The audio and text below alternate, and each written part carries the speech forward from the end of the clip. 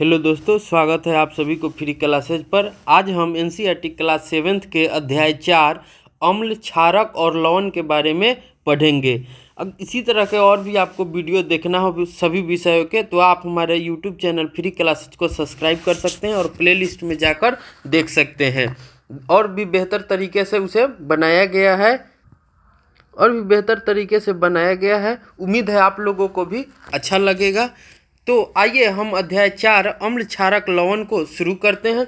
इसे अंग्रेजी में हम लोग एसिड्स, बेस एंड साल्ट्स बोलते हैं।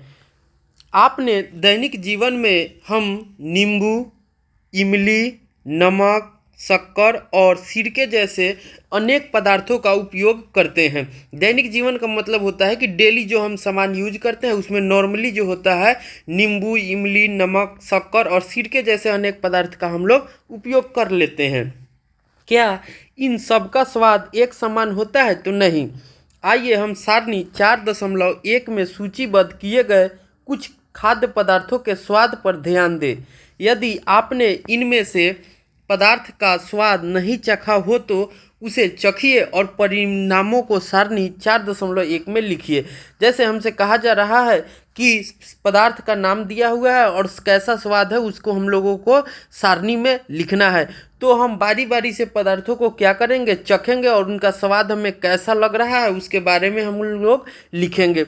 जैसा कि आप देख सकते हैं नींबू का रस, तो नींबू का रस कैसा होता है? तो खट्टा होता है। नींबू का रस क्या हो जाएगा? खट्टा होता है। इसी तरह से संतरे का रस क्या होता है? तो संतरे का रस भी क्या होता है? स्वाद में खट्टा होता है। सिरका भी क्या होगा? तो खट्टा होगा। दही क्या होता है? तो खट्टा होता है। इमली क्या है? तो खट्टा होता है। शक्कर क्या है? तो शक्कर जो होते हैं वो मीठे होते हैं। नमक जो होते हैं कि वो कड़वा होते हैं। आंवला जो है वो भी कड़वा है। खाने का सोडा जो होते हैं वो भी कड़वा होते हैं। अंगूर क्या होते हैं? तो अंगूर का स्वाद जो होता है खट्टा होता है। कच्चा आम क्या होता है? तो ये भी खट्टा होता है। खीरा क्या होता है? तो खीरा जो होता है तो उसे हम लोग स्वादहीन या कड़वा बोल सकते हैं। अब हमारा चेतावनी दिया गया है। क्या कह रहा है चेतावनी में? किसी भी वस्तु को तब तक मत चखिए जब तक कि ऐसा करने के लिए आपसे कहा न जाए। किसी भी वस्तु को तब तक स्पर्श न करें जब तक कि ऐसा करने के लिए आपसे कहा न जाए। ठीक है, तो हमको इसमें ध्यान देना है कि हमको उस चीज़ को ही चखना है जो हमको चखने योग्य हो। ऐसा नहीं कि हम जहरीली चीज़ को चख लें तो हम मर भी सकते हैं। आइए 4.1 अम्ल और क्षारक को देखते हैं। अम्ल, क्षारक दही, नींबू का रस, संतरे का रस और सिरके का स्वाद खट्टा होता है। इन पदार्थों का स्वाद खट्टा इसलिए होता है क्योंकि इनमें अम्ल होते हैं। जो भी पदार्थ हमको स्वाद में खट्टे लगते हैं उसमें क्या पाया जाता है? तो उनमें अम्ल पाया जाता है, इसीलिए हमको स्वाद में वो खट्टे लगते हैं। ऐसे पदार्थ की रासायनिक प्रकृति अम्लीय होती है। ऐसे पदार्थों की रासायनिक प्रकृति क्या होती है? अम्लीय होती है। एसिड शब्द की उत्पत्ति लैटिन शब्द एसियर से हुआ है। जो एसिड शब्द है उसकी उत्पत्ति किस शब्द से हुई? तो लैटिन शब्द एसियर से हुआ है जिसका अर्थ खट्टा है। एसियर्स का अर्थ क्या होता है? तो खट्टा होता है। इन पदार्थों में पाए जाने वाले अम्ल की प्राकृतिक अम्ल है। इन पदार्थों में जो अम्ल पाए जाते हैं वो क्या होते हैं? तो प्राकृतिक अम्ल है। तो हम कह सकते हैं कि प्राकृतिक अम्ल किसे कहते हैं? तो वैसे अम्ल जो हमें प्राकृतिक से प्राप्त होते हैं, नेचुरली हमको प्राप्त होते हैं, वो क्या कहलाते हैं? प्राकृतिक अम्ल कहलाते हैं। खाने का सोडा कैसा होता है? तो स्वाद में खाने का सोडा कड़वा होता है। क्या इसका स्वाद भी खट्टा है? यदि नहीं तो इसका स्वाद कैसा है? क्योंकि इसका स्वाद खट्टा नहीं है, जिसका मतलब है इसमें कोई अम्ल नहीं है। जो स्वाद में खट्टा नहीं होगा उसमें क्या होगा? तो अम्ल नहीं होगा। इसका स्वाद कड़वा है। जो खाने का सोडा होते हैं वो क्या होते हैं? स्वाद में कड़वा होते हैं। यदि आप इसके विलयन को अपनी उंगलियों के बीच रगड़े तो यह साबुन जैसा चिकना लगता है। सामान्यतः ऐसे पदार्थ जिनका स्वाद कड़वा होते हैं और जो स्पर्श करने पर साबुन जैसे लगते हैं क्या कहलाते हैं? क्षारक कहलाते हैं। ऐसे पदार्थ जिनका स्वाद कड़वा होता है और जो स्पर्श करने पर साबुन जैसे लगते हैं क्षारक कहलाते हैं। इन पदार्थों की प्रकृति क्षारीय कहलाती है और इन पदार्थों की जो प्रकृति होती है वो क्षारीय कहलाती है। यदि हम किसी पदार्थ को चख नहीं सकते हैं तो हमें उसकी प्रकृति कैसे ज्ञात होगी? कोई पदार्थ अम्लीय है अथवा क्षारीय है, इसका परीक्षण करने के लिए विशेष प्रकार के पदार्थों का उपयोग किया जाता है। ये पदार्थ सूचक कहलाते हैं।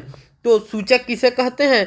तो कोई भी पदार्थ अम्लीय है या क्षारीय है, इसका परीक्षण करने के लिए, जानने के लिए एक विशेष प्रकार का पदार्थ का यूज करते हैं, उसे क्या कहलाते हैं? सूचक कहलाते हैं। इसको अंग्रेजी में हम लोग इंडिकेटर भी बोलते हैं। सूचकों को जब अम्लीय अथवा क्षारीय पदार्थ युक्त विलयन में मिलाया जाता है तो उनका रंग बदल जाता है। जब सूचक जो होते हैं उन्हें जब हम अम्लीय या क्षारीय विलयन में मिलाएंगे तो उनका जो रंग होगा वो क्या हो जाएगा? बदल जाएगा। हल्दी, लिटमस पत्र, गुड़हल की पंखुड़ियाँ आदि प्राकृतिक रूप से पाए जाने वाले सूचक है। तो हम याद रख सकते हैं कि प्राकृतिक सूचक क्या क्या होते हैं। तो प्राकृतिक सूचक में हल्दी, लिटमस पत्र और गुड़हल की पंखुड़ी जो होते हैं, गुड़हल की पंखुड़ी वो क्या है? प्राकृतिक सूचक हैं। क्या आप जानते हैं? अब देखिए, एक तरफ हमारा क्या दिया हुआ है, तो एक तरफ जो है कि अम्ल का नाम दिया गया है और दूसरी तरफ ये किस में पाया जाता है। तो इसे हम लोग हमेशा के याद भी रखेंगे और अच्छे तरीके से, क्योंकि आने वाले क्लासेज में भी हमको हेल्प करेंगे। एसिटिक अम्ल जो होते हैं वो सिरका में पाए जाते हैं। फॉर्मिक एसिड होते हैं या फॉर्मिक अम्ल वो चींटी के डंक में पाए जाते हैं। चींटी के डंक में जब चींटी हमें काटती है तो हमको क्या लगता है? वहाँ पे थोड़ा सा फूल जाता है, वो क्या है? वो फॉर्मिक एसिड के कारण ही हमको होता है। साइट्रिक अम्ल जो होते हैं, साइट्रिक अम्ल नींबू में पाए जाते हैं, जैसे संतरा में भी साइट्रिक अम्ल पाए जाते हैं। लैक्टिक अम्ल जो होते हैं वो दही में पाए जाते हैं। ऑक्जेलिक अम्ल जो होते हैं वो पालक में पाए जाते हैं। एस्कॉर्बिक अम्ल जो होते हैं, विटामिन सी भी इसे बोला जाता है, वो आंवला और सिट्रस फल में पाए जाते हैं। टार्टरिक अम्ल जो है वो इमली, अंगूर और कच्चे आम में पाए जाते हैं। ऊपर बताए गए सभी अम्ल प्राकृतिक है। ये जो हम लोग सभी देखे हैं तो ये कैसा है? तो ये जो होते हैं ये नेचुरल अम्ल है। क्या है? नेचुरल एसिड है या प्राकृतिक अम्ल है। प्राकृतिक अम्ल है। ऊपर बताए गए सभी अम्ल प्राकृतिक हैं। अब हमें क्षारक के बारे में देखना है। तो देखिए, यहाँ क्षारक का नाम दिया हुआ है और किसमें क्षारक ये पाया जाता है उसका नाम दिया हुआ है। तो हमारा क्या है? कैल्शियम हाइड्रोक्साइड है। कैल्शियम हाइड्रोक्साइड, कैल्शियम हाइड्रोक्साइड चूने का पानी को बोला जाता है। अमोनिया हाइड्रोक्साइड तो खिड़की के कांच आदि साफ करने में उपयुक्त मार्जक है। जो अमोनिया हाइड्रोक्साइड होते हैं वो जो होते हैं कि हम लोगों के घरों में खिड़की के कांच जो होते हैं उन्हें साफ करने के लिए उपयोग में लाया जाता है। सोडियम हाइड्रोक्साइड या पोटेशियम हाइड्रोक्साइड तो ये किस में पाया जाता है? तो ये साबुन में पाए जाते हैं। अब हमारा है मैग्नीशियम हाइड्रोक्साइड, तो दूधिया मैग्नीशियम है, मिल्क ऑफ मैग्नीशिया, उसमें पाया जाता है। अब हम आगे देखते हैं, हमारा आगे क्या कह रहा है? 4.2 में हमारे आसपास के प्राकृतिक सूचक, जो हमारे आसपास में है वो प्राकृतिक सूचक क्या है उसे एक एक करके हम लोग देखते हैं। लिटमस, पहला हमारा क्या है? लिटमस एक प्राकृतिक रंजक है। सबसे सामान्य रूप से उपयोग किए जाने वाला प्राकृतिक सूचक लिटमस है। जो लिटमस पत्र है वो प्राकृतिक और सबसे ज़्यादा यूज होने वाला ये सूचक है। इसे लाइकेनों से निष्कर्षित किया जाता है। जो लिटमस होते हैं वो किससे प्राप्त होते हैं? तो लाइकेन से प्राप्त होते हैं। आसूत जल में इसका रंग पौ नीलसोन होता है। जो आसूत जल होते हैं उसमें इसका रंग कैसा होता है? तो नीलसोन होता है या मौ होता है। जब इसे अम्लीय विलयन में मिलाया जाता है, जब इसे हम अम्लीय विलयन में मिलाएंगे तो यह लाल हो जाता है। अम्लीय विलयन में मिलाएंगे तो कैसा हो जाएगा? लाल हो जाएगा। जब क्षारीय विलयन में मिलाएंगे तो यह नीला हो जाता है। जब हम लिटमस पत्र को लेते हैं और ये इसे अम्लीय विलयन में डालेंगे तो ये किस तरह का हो जाएगा? ये लाल रंग के हो जाएंगे। और जब हम लिटमस पत्र को क्षारीय विलयन में डालेंगे तो ये कैसा हो जाएगा, नीला रंग के हो जाएगा। यह विलयन के रूप में अथवा कागज की पट्टी के रूप में उपलब्ध होता है। ये जो होते हैं कि विलयन के तरह मैंने लिक्विड टाइप में भी मिलते हैं और कागज की पट्टी के तरह भी ये मिलते हैं, जिन्हें हम लिटमस पत्र कहते हैं। क्या बोलते हैं हम, लिटमस पत्र बोलते हैं, जो पट्टी के जैसी रहती हैं। सामान्यतः यह लाल और नीले लिटमस पत्र के रूप में उपलब्ध होता है। जो लिटमस होते हैं वो मेनली जो होते हैं 2 कलर में हमको उपलब्ध होते हैं। वो क्या है, तो रेड कलर और ब्लू कलर में, लाल रंग और नीले रंग में मिलते हैं। जैसा कि ये सवाल को लाइकेन को आप देख सकते हैं।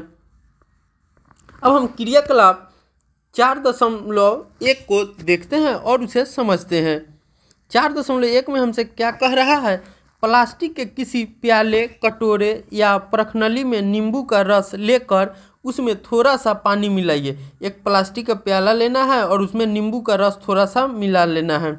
ड्रॉपर की सहायता से उपयुक्त विलयन की एक बूंद को लाल लिटमस पत्र पर डालिए। अब क्या करना है कि ड्रॉपर की सहायता से विलयन को हमको लाल लिटमस पत्र पर डालना है, 1 बूंद। क्या इसके रंग में कोई परिवर्तन होता है? इसी परीक्षण को नीले लिटमस पत्र के साथ कीजिए। अब हमको क्या करना है, इसी परीक्षण को हम लोग क्या करेंगे, तो लाल लिटमस के जगह अब हम लोग नीला लिटमस पत्र यूज करेंगे। नोट कीजिए कि क्या रंग में कोई परिवर्तन हो रहा है। इस क्रियाकलाप को निम्नलिखित पदार्थों के साथ दोहराइए। नलके का पानी, अपमार्जक का घोल, वातित पेय पदार्थ, साबुन का विलयन, शैम्पू, सामान्य नमक का विलयन, शक्कर का विलयन, सिरका, बेकिंग सोडा का विलयन, दूधिया मैग्नीशियम, धावन सोडा तथा चूने का पानी। यदि संभव हो तो विलयन अशुद्ध जल से बनाएं। यदि संभव हो तो हमको क्या बनाना है, जो विलयन बनाएंगे वो अशुद्ध जल से ही हम लोग बनाएंगे। तो ये जो पदार्थ दिए हुए हैं उनसे के साथ भी हम लोग लिटमस पत्र पर क्या करेंगे, बारी बारी से उस विलयन को डालेंगे और चेक करेंगे कि किस तरह के कलर उससे आ रहे हैं। चूने का पानी बनाने के लिए किसी बोतल में चूने की कुछ मात्रा पानी में घोलिए। क्या करना है, चूना पानी बनाने के लिए हम क्या करेंगे कि बोतल में चूने में कुछ पानी की मात्रा घोल लेंगे। विलयन को भली भांति हिलाकर कुछ देर रखा रहने दीजिए। अब बोतल के ऊपरी भाग से कुछ द्रव को किसी बर्तन में निथार लीजिए। क्या करना है, उसका छान लेना है। यह द्रव की चूने का पानी है। यह द्रव ही क्या है, चूना पानी है। अपने परीक्षणों को सारणी 4.2 में नोट कीजिए। जैसा कि हमने परीक्षण में क्रियाकलाप में देखा है उस तरह से क्या करना है कि एक तरफ हम परीक्षण विलयन में हमने क्या यूज किया है उसका नाम लिखेंगे, लाल लिटमस पत्र पर उसका प्रभाव क्या हुआ है उसको लिखेंगे, और नीले लिटमस पत्र पर प्रभाव क्या हुआ है उसको लिखेंगे, और दोनों को देखेंगे और निष्कर्ष हम आगे वाले सारणी में लिखेंगे। क्या आपकी सूची में कुछ ऐसे विलयन है जिनका लिटमस पत्र पर कोई प्रभाव नहीं होता? इन पदार्थों के नाम लिखिए। ऐसे विलयन जो लाल अथवा नीले लिटमस पत्र के रंग को परिवर्तित नहीं करते उदासीन विलयन कहलाते हैं। तो ऐसे विलयन भी होते हैं जो लाल या नीले लिटमस पत्र के रंग को चेंज नहीं करते हैं, परिवर्तन नहीं करते हैं। ऐसे विलयन को हम लोग क्या कहते हैं, उदासीन विलयन या न्यूट्रल सॉल्यूशन बोलते हैं। ऐसे पदार्थ न तो अम्लीय होते हैं और न ही क्षारीय होते हैं। तो उदासीन विलयन जो होते हैं वो न क्षारीय रहते हैं न अम्लीय होते हैं। हल्दी एक अन्य प्राकृतिक सूचक। अब हम आगे दूसरा प्राकृतिक सूचक के बारे में देखते हैं जिसमें हमारा क्या आ रहा है, तो हल्दी होता है।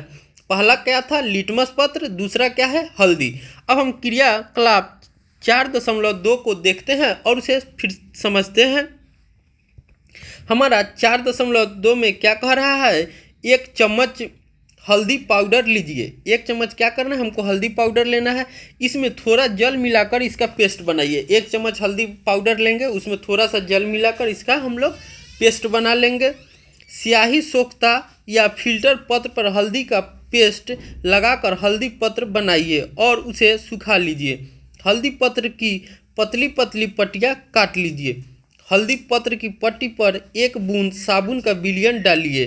क्या आप क्या देखते हैं, इस प्रकार सारणी 4.3 में दिए गए विलयनों का परीक्षण कीजिए और अन्य प्रेक्षणों को सारणी 4.3 में नोट कीजिए। आप अन्य पदार्थों के विलयनों से भी परीक्षण कर सकते हैं। जैसा कि सारणी 4.3 में हमको दिया हुआ है, एक तरफ क्या है तो परीक्षण विलयन है, हल्दी के विलयन पर प्रभाव क्या हो रहा है उसको लिखना है, और तीसरा ओर हमको टिप्पणी करना है, निष्कर्ष लिखना है। तो एक तरफ विलयन को क्या कौन कौन सा विलयन हमको लेना है उसको, और हल्दी के रंग पे या पट्टी पे क्या प्रभाव पड़ता है उसको हम लोगों को लिखना है।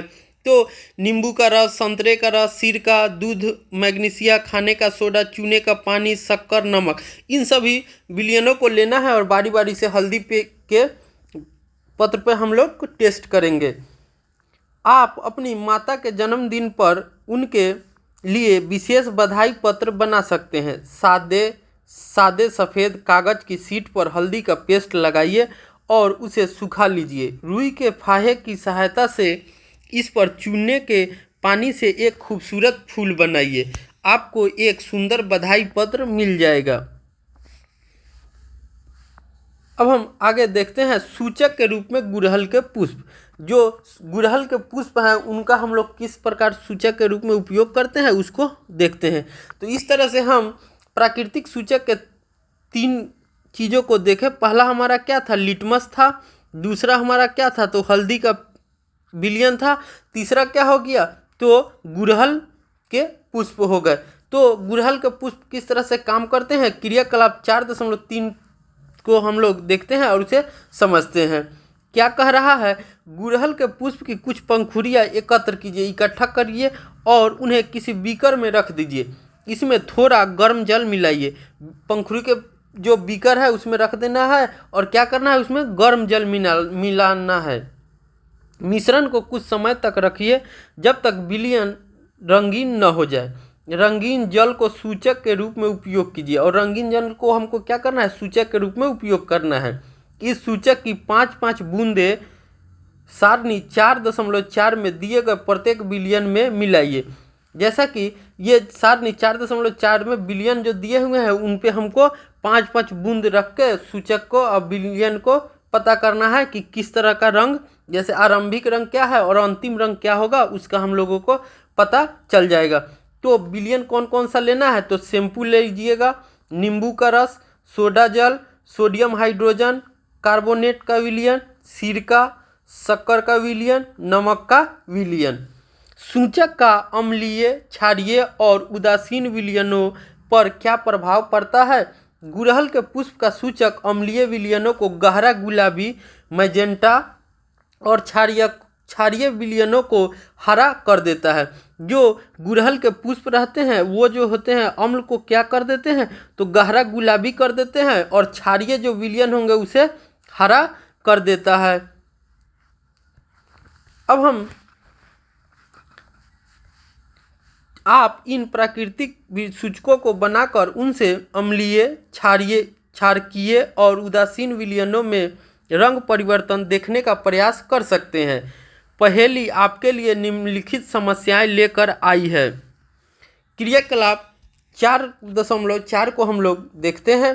शिक्षक शिक्षिका से अपेक्षित है कि वे अपने विद्यालय की प्रयोगशाला अथवा आसपास के किसी विद्यालय से निम्नलिखित रसायनों के तनु विलयन ले: हाइड्रोक्लोरिक अम्ल, सल्फ्यूरिक अम्ल, नाइट्रिक अम्ल, एसिटिक अम्ल, सोडियम हाइड्रोक्साइड, अमोनिया हाइड्रोक्साइड तथा कैल्शियम हाइड्रोक्साइड। इनमें से प्रत्येक विलयन पर तीनों सूचकों को प्रभाव को प्रदर्शित कीजिए। ये जो हमको क्या करना है, ये सभी विलयनों को हम लोग लेंगे और तीनों जो सूचक देखे थे, लिटमस पत्र, हल्दी और गुड़हल के पुष्प को, वो तीनों पर हम लोग चेक करेंगे और उस पर क्या क्या प्रभाव होते हैं उसको हम लोगों को सारणी में लिखना है। तो सारणी 4.5 में हम लोग लिखेंगे। चेतावनी है कि जो हम लोग यौगिक जो हैं या पदार्थ दिए हुए हैं उनको सावधानी पूर्वक हमको यूज करना है। प्रयोगशाला अम्लों और क्षारकों के रख रखाव तथा उपयोग में अत्यधिक सावधानी बरतनी चाहिए, क्योंकि ये संक्षारक प्रकृति के होते हैं।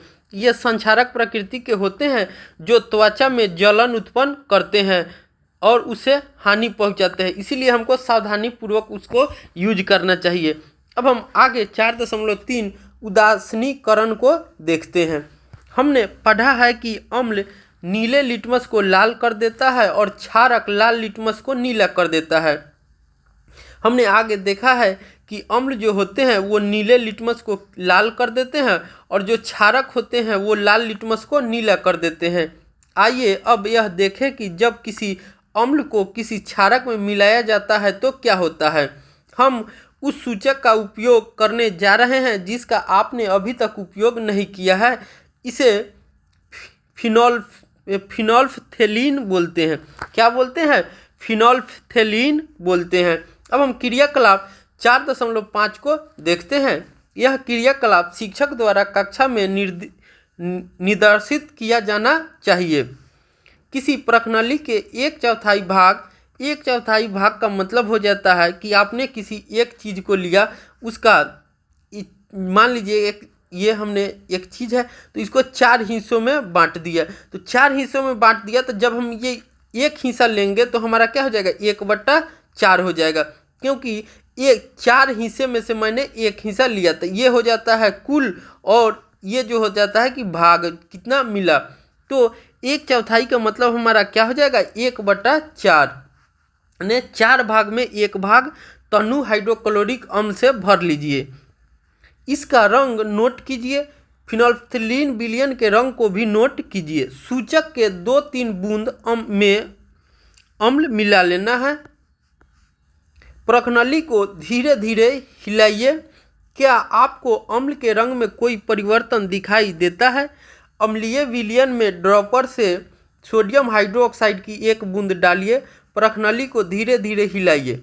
क्या विलयन के रंग में कोई परिवर्तन होता है? विलयन को निरंतर हिलाते हुए बूंद बूंद करके सोडियम हाइड्रोक्साइड विलयन डालना तब तक जारी रखिए जब तक कि हल्का गुलाबी रंग न आ जाए। अब क्या करना है कि विलयन को हम लोग को हिलाते रहना है और निरंतर उसमें क्या करेंगे तो सोडियम हाइड्रोक्साइड का विलयन है कि डालते रहेंगे जब तक कि उसका रंग जो होता है वो हल्का गुलाबी ना आ जाए। अब इसमें तनु हाइड्रोक्लोरिक अम्ल की 1 बूंद और मिलाइए। अब क्या करना है, इसमें हाइड्रोक्लोरिक अम्ल की 1 और बूंद मिलाना है। आप क्या देखते हैं? क्या विलयन पुनः रंगहीन हो जाता है? फिर से सोडियम हाइड्रोक्साइड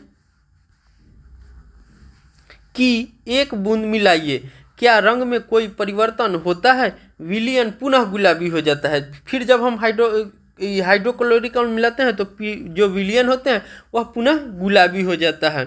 यह स्पष्ट है कि जब विलयन क्षारीय होता है तो फिनोल्फथेलीन गुलाबी रंग देता है। जब विलयन क्षारीय होगा तो ये कौन सा रंग देगा? गुलाबी रंग देगा। इसके विपरीत जब विलयन अम्लीय होगा तो ये रंगहीन हो रहता है। अगर विलयन जो है कि वो अम्लीय होगा तो ये क्या हो जाएगा? रंगहीन हो जाएगा। जब किसी अम्लीय विलयन में क्षारीय विलयन मिलाया जाता है तो दोनों विलयन एक दूसरे के प्रभाव को उदासीन कर देते हैं। जब किसी अम्लीय विलयन में क्षारीय विलयन को मिलाएंगे तो ये दोनों विलयन जो होंगे एक दूसरे को उदासीन कर देते हैं। जब किसी अम्ल और क्षारक के विलयन को उचित मात्रा में मिलाया जाता है तो विलयन की प्रकृति न तो अम्लीय रहती है और न ही क्षारीय। जब हम किसी अम्ल और क्षारक के विलयन को उचित मात्रा में मिलाते हैं तो विलयन की प्रकृति न अम्लीय रहेगी और न ही क्षारकीय रहेगी। दूसरों शब्दों में अम्ल तथा क्षारक दोनों की एक ही प्रकृति लुप्त हो जाती है। दूसरे शब्दों में कहेंगे तो हम क्या कह सकते हैं कि अम्ल तथा क्षारक जो होते हैं दोनों अपना गुण खो देते हैं और उनका गुण जो होता है कि वो लुप्त हो जाता है। इस प्रकार बना विलयन न तो अम्लीय होता है और न ही क्षारकीय होता है। उदासीनीकरण के तत्काल बाद प्रश्नावली को स्पर्श करें। आपने क्या अनुभव किया? उदासीनीकरण अभिक्रिया में सदैव ऊष्मा निकलती है। जो उदासीनीकरण अभिक्रिया होंगे उसमें सदैव जो होगा कि ऊष्मा निकलती रहती है, अर्थात निर्मुक्त होती है। अर्थात उससे ऊष्मा जो है कि निर्मुक्त भी होती है। निर्मुक्त ऊष्मा से अभिक्रिया मिश्रण का ताप बढ़ जाता है और जो निर्मुक्त ऊष्मा होगी उससे क्या होगा तो मिश्रण का ताप जो होगा वो बढ़ जाएगा। उदासीनीकरण अभिक्रिया में नया पदार्थ निर्मित होता है जो लवण कहलाता है। जो उदासीनीकरण अभिक्रिया होते हैं उनसे जो नया पदार्थ निर्मित होता है उसे क्या बोलते हैं, तो लवण बोलते हैं। लवण अम्लीय, क्षारकीय अथवा उदासीन प्रकृति का हो सकता है। जो लवण होते हैं वो अम्लीय भी हो सकते हैं या क्षारीय हो सकते हैं या उदासीन भी हो सकते हैं। अतः उदासीनीकरण को निम्न रूप से परिभाषित किया जा सकता है। जब किसी अम्ल और किसी क्षारक के बीच होने वाली अभिक्रिया उदासीनीकरण कहलाती है। इस प्रक्रम में ऊष्मा के निर्मुक्त होने के साथ साथ लवण और जल निर्मित होते हैं। जब हम किसी अम्ल और क्षारक को मिलाएंगे तो वो क्या कहलाती है, उदासीनीकरण की अभिक्रिया कहलाती है। इससे ऊष्मा जो होता है कि वो निर्मुक्त होता है। ये ऊष्मा निर्मुक्त होने के साथ साथ जल और लवण का भी निर्माण करते हैं। अब हमारा एक पॉइंट दिया हुआ है कि क्या आप अम्ल वर्षा शब्द से परिचित हैं। क्या आपने कभी अम्ल वर्षा के क्षतिकारी प्रभाव के बारे में सुना है। जैसा कि नाम से पता चलता है, जब वर्षा जल में अम्ल की मात्रा अधिक हो, जब वर्षा जल में अम्ल की मात्रा अत्यधिक हो तो उसे क्या कहते हैं, अम्ल वर्षा कहते हैं या एसिड रेन्स बोलते हैं। तो वह अम्ल वर्षा कहलाती है। क्या कहलाती है, अम्ल वर्षा कहलाती है। वर्षा जल में ये अम्ल कहाँ से आते हैं। वर्षा जल अम्लीय इसलिए हो जाता है क्योंकि कार्बन डाइऑक्साइड, सल्फर डाइऑक्साइड और नाइट्रोजन डाइऑक्साइड जैसी गैसें जो वायु में प्रदूषक के रूप में निर्मुक्त होती है, वर्षा जल में घुलकर क्रमशः कार्बोनिक अम्ल, सल्फ्यूरिक अम्ल, नाइट्रिक अम्ल बनाती है। जो वायुमंडल में गैसें होती हैं जैसे कि कार्बन डाइऑक्साइड, सल्फर डाइऑक्साइड और नाइट्रोजन, ये सभी गैसें वायु में प्रदूषक के रूप में रहती है। ये जल में घुलकर कार्बोनिक अम्ल, सल्फ्यूरिक अम्ल और नाइट्रिक अम्ल बनाती है, जो वही हमारा अम्ल वर्षा के रूप में क्या होती है, धरती पे गिरती है। अम्ल वर्षा भवनों, ऐतिहासिक इमारतों, पौधों और जंतुओं को क्षति पहुंचाती है। अम्ल वर्षा जो होता है कि हम लोगों के लिए हानिकारक है। ये भवन के रंग को भी डैमेज कर देते हैं। ऐतिहासिक इमारतें जो रहती है वो भी क्षय होने लगते हैं। पौधे तथा जंतुओं को भी क्षति पहुंचाती हैं। जैसा कि अब आगे हम देखते हैं कि अम्ल जो है ये अम्ल है, क्षारक है, दोनों आपस में अभिक्रिया करके क्या बना रहे हैं, तो लवण और जल बनाते हैं और ऊष्मा क्या होती है, निर्मुक्त होती है। ऊष्मा क्या होगी, निर्मुक्त होती है। जैसा कि आप देख सकते हैं यहाँ पे क्या है, निम्नलिखित अभिक्रिया इसका उदाहरण है। जैसे आगे हमको अभिक्रिया करा कर दिखाया गया है, ये क्या है, तो उदासीनीकरण का अभिक्रिया का उदाहरण है। हाइड्रोक्लोरिक अम्ल और सोडियम हाइड्रोक्साइड। तो हाइड्रोक्लोरिक अम्ल को हम लोग HCl लिखते हैं। हाइड्रोक्लोरिक अम्ल का सूत्र क्या होता है, तो HCl जोड़, उसके बाद क्या लिया है, सोडियम हाइड्रोक्साइड। तो सोडियम हाइड्रोक्साइड होता है NaOH। क्या होता है, NaOH। इसको जब हम लोग अभिक्रिया कराते हैं तो हमारा क्या बनेगा, तो लवण बनेगा। तो जो ये हाइड्रोजन होते हैं ये OH से अभिक्रिया करेंगे तो ये यहाँ पे क्या है, एक हाइड्रोजन का एक परमाणु है और यहाँ पे क्या, हाइड्रोजन का एक, तो एक मिलकर हाइड्रोजन के 2 परमाणु बनाते हैं और वो मिलकर जल बनाते हैं। यही देखेंगे कि सोडियम जो है कि वो क्लोरीन से अभिक्रिया करता है और क्या बना लेगा, NaCl बना लेता है। तो ये हमारा जल हो जाता है और ये क्या हो जाएगा, हमारा लवण हो जाता है। ये क्या हो जाता है, लवण हो जाता है और ये हमारा जल हो जाता है और ऊष्मा निर्मुक्त होती है। और क्या होगा, ऊष्मा निर्मुक्त होती है। बूझों ने चूने के पानी में तनु सल्फ्यूरिक अम्ल मिलाया, अभिक्रिया मिश्रण गर्म हो जाएगा या ठंडा। अब मान लीजिए कि हमने इसी तरह से एक और एग्जाम्पल लेकर देखते हैं कि मान लीजिए हमने हाइड्रोक्लोरिक अम्ल के जगह सल्फ्यूरिक अम्ल लेते हैं। तो सल्फ्यूरिक अम्ल का सूत्र होता है H2SO4। क्या होता है, H2SO4। H2SO4 को जब हम लोग सोडियम हाइड्रोक्साइड के साथ अभिक्रिया कराएंगे तो हमारा क्या बन जाएगा, H2H2O मतलब जल बन जाएगा और क्या हो जाएगा, Na2SO4 सोडियम सल्फेट बन जाएंगे। क्या बन जाएंगे, सोडियम सल्फेट बन जाएंगे। अब देखिए यहाँ हमारा हाइड्रोजन के 2 अणु हैं, यहाँ 4 हैं, या यहाँ क्या है 2 है, 2 है, यहाँ क्या हो जाएगा तो 2 हो जाएगा, तो हमारा 4 हो जाएगा। इसको हम लोग समीकरण को संतुलित करना भी कहते हैं। हमेशा ध्यान रखिएगा कि जो हाइड्रोजन के अणु परमाणु होते हैं वो हमेशा बराबर होने चाहिए, दायां पक्ष और बायां पक्ष दोनों के। अगर नहीं बराबर है तो वो गलत है, वो संतुलित समीकरण नहीं है। ये हम आगे के क्लासों में बेहतर तरीके से इसको अध्ययन करेंगे। अब हमारा आगे कह रहा है कि 4.4 में दैनिक जीवन में उदासीनीकरण के उदाहरण, जो हम लोग दैनिक जीवन में देखते हैं तो वो उदासीनीकरण के क्या क्या उदाहरण है उसको हम लोग देखते हैं। हमारा क्या है अपाचन है, क्या है अपाचन। हमारे आमाशय में हाइड्रोक्लोरिक अम्ल पाया जाता है। जो हमारे आमाशय होते हैं उसमें क्या पाया जाता है, हाइड्रोक्लोरिक अम्ल पाया जाता है। इसका सूत्र क्या होता है HCl। आप अध्याय 2 में पढ़ चुके हैं कि यह भोजन के पाचन में हमारी सहायता करता है। हमने अध्याय 2 में पढ़ा था कि जो हाइड्रोक्लोरिक अम्ल होते हैं वो भोजन को पाचन में हमारी सहायता करते हैं, लेकिन आमाशय में अम्ल की आवश्यकता से अधिक मात्रा में होने से अपाचन हो जाता है। लेकिन जब ये हमारे शरीर में अधिक से होगी, जितना हमको ज़रूरत है उससे अधिक होगी, तो हमारे शरीर में क्या हो जाता है, अपाचन की स्थिति उत्पन्न हो जाती है। ये जो कभी कभी काफ़ी कष्टदायक भी होती है। अपाचन से मुक्ति पाने के लिए हम दूधिया मैग्नीशियम जैसा कोई प्रति अम्ल लेते हैं। अब मान लीजिए हमारे शरीर में अपाचन हो जाता है तो हम लोग उससे राहत पाने के लिए क्या करते हैं, तो दूधिया मैग्नीशियम जैसे कोई प्रति अम्ल लेते हैं, जिसमें मैग्नीशियम हाइड्रोक्साइड होता है। उसमें क्या होता है, तो मैग्नीशियम हाइड्रोक्साइड होता है।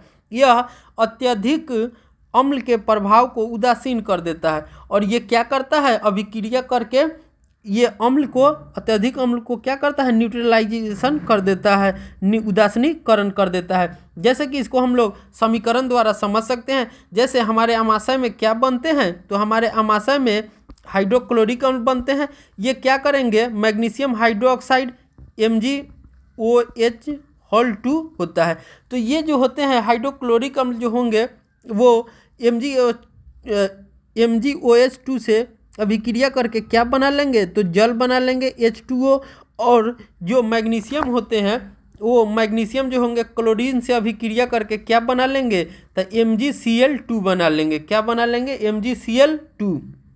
ये क्या हो जाएगा, तो हमारा अभिक्रिया ये संतुलित हो जाएंगे। यहाँ पर देखिए हाइड्रोजन हमारा कितना है, 2 है। यहाँ पर कितना है, हाइड्रोजन 2 है, तो यहाँ क्या हो जाएगा 2H2, 2 2 4, तो इधर भी 4 होना चाहिए। यहाँ ऑक्सीजन कितना है, 2 है, तो यहाँ भी ऑक्सीजन 2 हो गया। अब देखिए यहाँ हमारा मैग्नीशियम कितना है, 1 है। यहाँ क्लोरीन कितना है, 2 है, तो यहाँ भी क्लोरीन 2। इस तरह से हम देख रहे हैं कि हमारा समीकरण संतुलित हो गया। तो इस तरह से अपाचन की स्थिति को दूर करने के लिए हमारे शरीर में जब हम मैग्नीशियम हाइड्रोक्साइड को लेते हैं तो कौन सा लवण बनता है, तो मैग्नीशियम क्लोराइड बनता है। अब हम आगे देखते हैं चींटी का डंक है, उसके बारे में अब हम लोग देखते हैं। जब चींटी काटती है तो यह त्वचा में अम्लीय द्रव डाल देती है। जब चींटी हमें काटती है तो यह हमारी त्वचा में क्या डाल देती है, अम्लीय द्रव डाल देती है। वो कौन सा अम्ल होता है, तो फॉर्मिक एसिड होता है। क्या होता है, फॉर्मिक अम्ल होता है। क्या होता है, फॉर्मिक एसिड या अम्ल, फॉर्मिक अम्ल।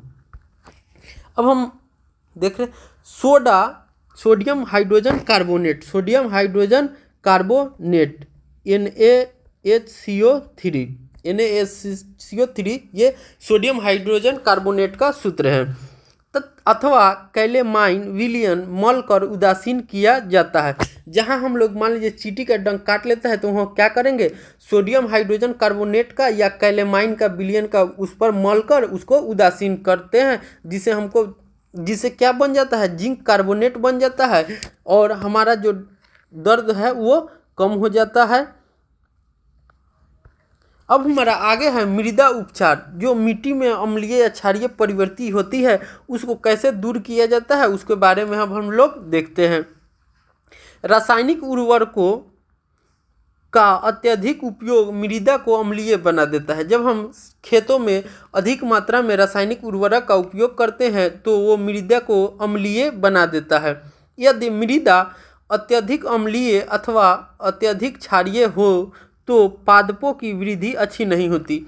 यदि मृदा जो होगी, मिट्टी जो होगी, अगर अधिक अम्लीय होगी या अत्यधिक क्षारीय होगी तो जो पौधे उस पर उगेंगे उसकी वृद्धि जो होती है कि अच्छी नहीं होती है, पौधों की वृद्धि अच्छी नहीं होती है। जब मृदा अत्यधिक अम्लीय होती है तो उसे बिना बुझा हुआ चूना कैल्शियम ऑक्साइड अथवा बुझा हुआ चूना कैल्शियम हाइड्रोक्साइड जैसे क्षारकों से उपचारित किया जाता है।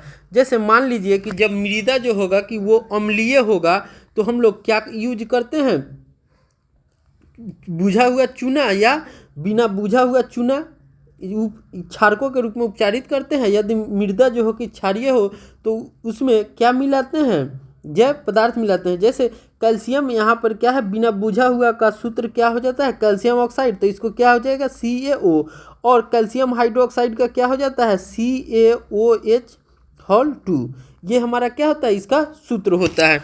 अब मान लीजिए कि अम्लीय है तो किसका यूज करते हैं, कैल्शियम ऑक्साइड या कैल्शियम हाइड्रोक्साइड का। लेकिन जैसे क्षारक हो तो मृदा क्षारक हो तो उसमें हम लोग क्या यूज करेंगे, तो इसमें जैव पदार्थ मिलाएंगे। क्या मिलाएंगे हम लोग, जैव पदार्थ मिलाएंगे। जैसे कि जैव पदार्थ में क्या जाएगा, कंपोस्ट खाद आते हैं। क्या आते हैं, कंपोस्ट खाद मृदा में अम्ल निर्मुक्त करते हैं, और जो कंपोस्ट मिलाएंगे तो क्या हो जाएंगे, अम्ल निर्मुक्त करते हैं, जो उसकी क्षारीय प्रकृति को उदासीन कर देता है। और ये कंपोस्ट खाद क्या करते हैं, अम्ल को निर्मुक्त करेंगे, और वो पहले से ही क्षारीय है तो अम्ल और क्षार मिलकर क्या हो जाते हैं, उदासीनीकरण अभिक्रिया में लवण बना लेते हैं। तो इस तरह से मिट्टी क्या हो जाएगा, उदासीन हो जाएगी। अब हमारा आगे है कारखानों का अपशिष्ट। जो कारखाने होते हैं उनमें अपशिष्ट होता है, उसका क्या होता है तो हम देखते हैं। अनेक कारखानों के अपशिष्ट में अम्लीय पदार्थ मिश्रित होते हैं। जब बहुत सारे कारखाने हैं जहाँ से अपशिष्ट पदार्थ निकलते हैं जिनकी प्रकृति अम्लीय होती है, यदि ऐसे अपशिष्ट पदार्थों को सीधे ही जलाशयों और नदियों में बहने दिया जाए तो मछली और जलीय जीवों को अम्ल नष्ट कर सकते हैं। अगर ऐसे पदार्थों को अगर हम लोग सीधे नदियों या जलाशयों में जाने दें तो उनमें रहने वाली मछलियाँ और जलीय जीव को वो अम्ल जो होते हैं वो नष्ट कर सकते हैं। अतः कारखाने में अपशिष्ट को जलाशयों और नदियों में विसर्जित करने से पहले क्षारकीय पदार्थ मिलाया जाता है। इसीलिए कारखाने में जो अपशिष्ट निकलते हैं उनमें नदियों या जलाशयों में विसर्जित करने से पहले क्या मिला दिया जाता है, तो क्षारकीय पदार्थ मिला दिया जाता है और उसे उदासीन कर दिया जाता है। अब हमारा आगे क्या है, तो आपने क्या सीखा इस अध्याय में, हमने क्या क्या सीखा है, क्या क्या देखा है, उसके बारे में हम लोग देखते हैं एक एक करके।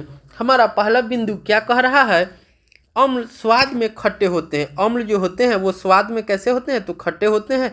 सामान्यतः क्षारकों का स्वाद कड़वा होता है और क्षारक जो होंगे वो क्या होंगे, तो कड़वा होंगे।